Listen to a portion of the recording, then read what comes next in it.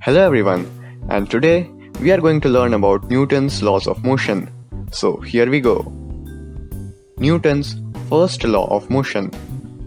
Every body continues to be in its state of rest or of uniform motion in a straight line unless acted on by an external force. Keep a ball in space, it will stay there. Throw it with a certain velocity and it will continue to move with that velocity until it crashes into something. Here, acceleration will be zero, as acceleration is non-zero only if there is a net external force on the body. This law is also known as the law of inertia, as inertia is the property of a body to resist change in its velocity. Newton's second law of motion. The rate of change of momentum of a body is directly proportional to the applied force and takes place in the direction in which the force acts.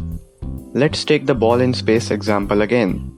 Apply a little force to it and its momentum changes slowly, but apply a large force to it and its momentum will change rapidly in the same amount of time. It is also known as the law of force and acceleration.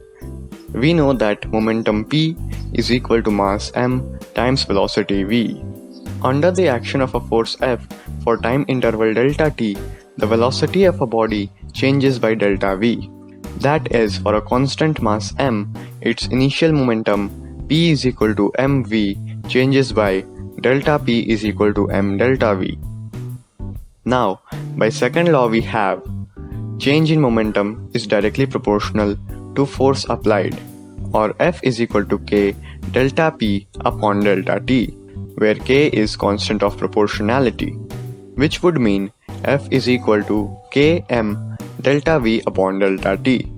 As acceleration is change in velocity with time, we get F is equal to kma. We take k is equal to 1 and we get the equation force is equal to mass times acceleration. In SI unit, force is one that causes an acceleration of 1 meter per second square to a mass of 1 kilogram. This unit is known as Newton.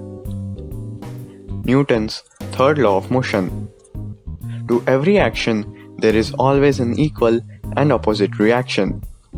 Push the ball in empty space with a certain force, which is the action, and it will apply the same force but in the opposite direction on you, which is the reaction.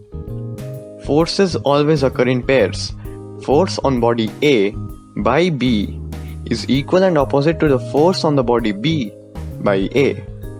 The force on A by B and the force on B by A act at the same instant.